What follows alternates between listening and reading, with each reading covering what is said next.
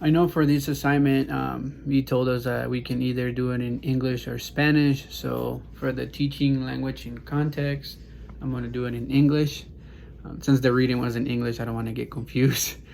For the first question, what has always been the controversy surrounding language teaching? Well, the stuff I found in the reading was that learner factors such as age, aptitude, attitude, motivation, personality, cognitive style, and preferred learning strategies need to be considered in any comprehensive theory of second language acquisition.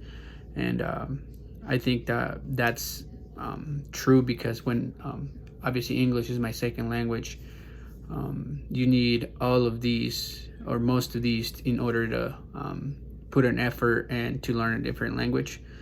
Um, Approaches to different languages learning tasks and students attitude towards specific learning environment and situations. Obviously it depends on the situation or the class environment where the you're trying to learn the language. It also depends on the teacher, in my personal opinion. For question number 2, what are the ACTFL proficiency guidelines and what is their purpose? Their guidelines are descriptions of what individuals can do with language. Obviously, speaking, writing, listening, and reading in real world situations. Um, you need obviously all of that. The 5 majors level of proficiency for the ACTFL proficiency guidelines are advanced, intermediate, novice. I don't know if I said that right. And then there's the subdivided high, medium, and low. That's like the evaluation of functional language ability. The purpose to describe language performance, that is the result of explicit instruction in a instructional setting.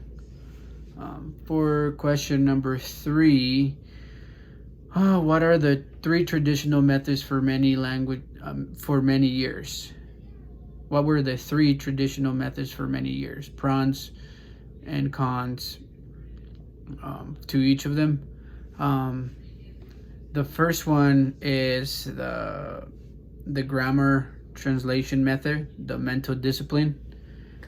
Some of the pros for this are students learn the rules of grammar and bilingual list of vocabulary pertaining to the readings or of the lesson.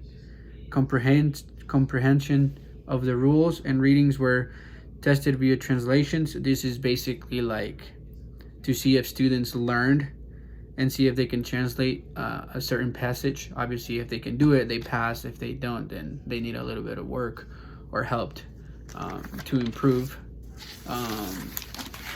Talking about the language, no time was spent talking in the language, so that makes the difference. Goal instructions was converted from the L1 into the L2 and vice versa. And some of the cons for this one is lack of orientation towards proficiency. Obviously, it just depends on the teacher, what kind of teacher, what kind of instruction you get in order to head to the right direction. Long written exercises, lengthy vocabulary list.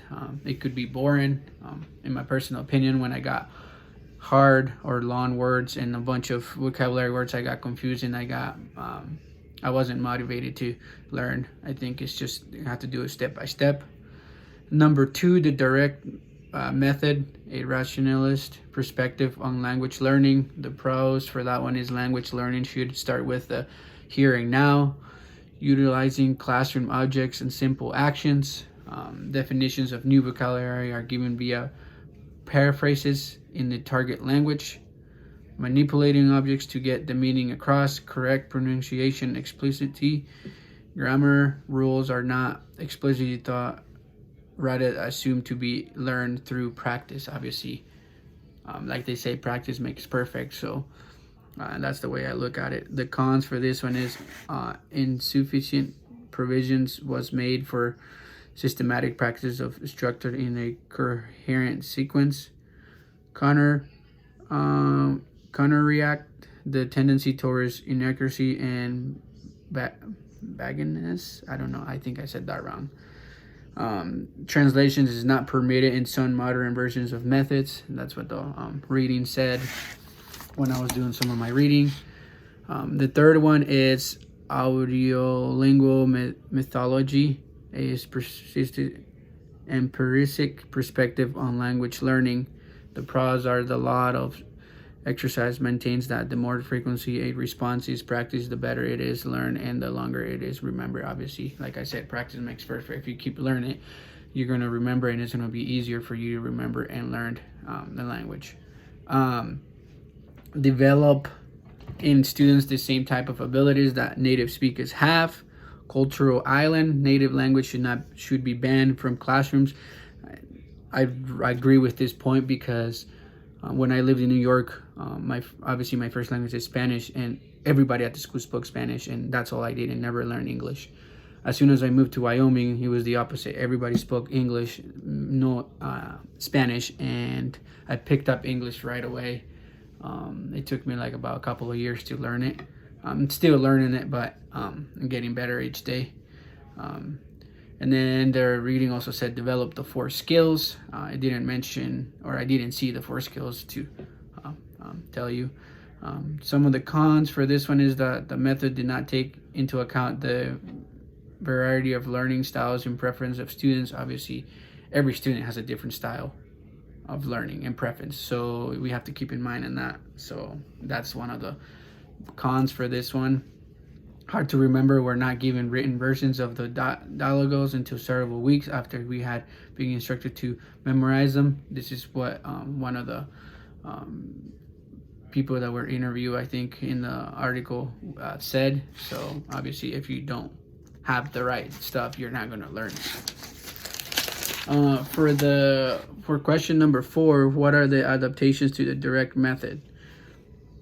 Obviously, what I got was from the reading was understanding of the spoken language must be developed in advance of speaking. Listening comprehension should be developed fully.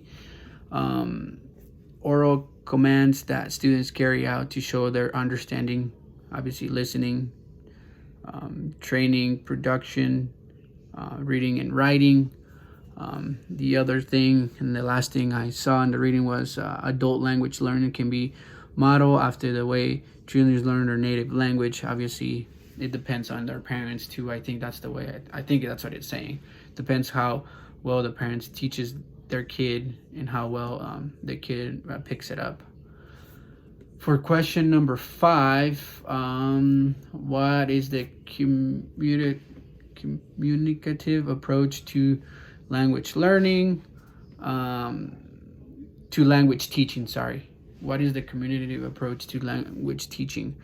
It's obviously the CLT represents a flexible approach to learning that it's repertoire of teaching ideas rather than a fixed set of methodological procedures. Communicate with language with language are encouraged from the beginning of instruction.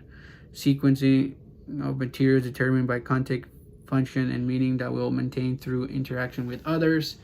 Vary activities and strategies. I really like this quote. Accuracy is judged not in the abstract but in context. I really like that quote that I picked up for that question. And then for the last question is, what is your opinion of an electric approach to teaching? What are your thoughts in general? Obviously, the reading talked about how electric approach to teaching is learning and teaching, believing that the age-old search for one true way can be fertile and frustrating. Different personality styles and preferences, multiplicity of ways to respond to the challenge of teaching. Obviously, like it said, different personality styles and preferences. My personal thoughts are that everybody learns in a different way, in a different environment. It also depends on the teacher, the way they teach, what activities they do, how they help this person, like different ways. So I think one true way can be fertile and frustrating. I think there can be more than one way, though. That's my personal opinion. So it just depends on the person and on the student. And yeah, that's what I learned on the reading, and those were my answers for all 6 questions. Thank you.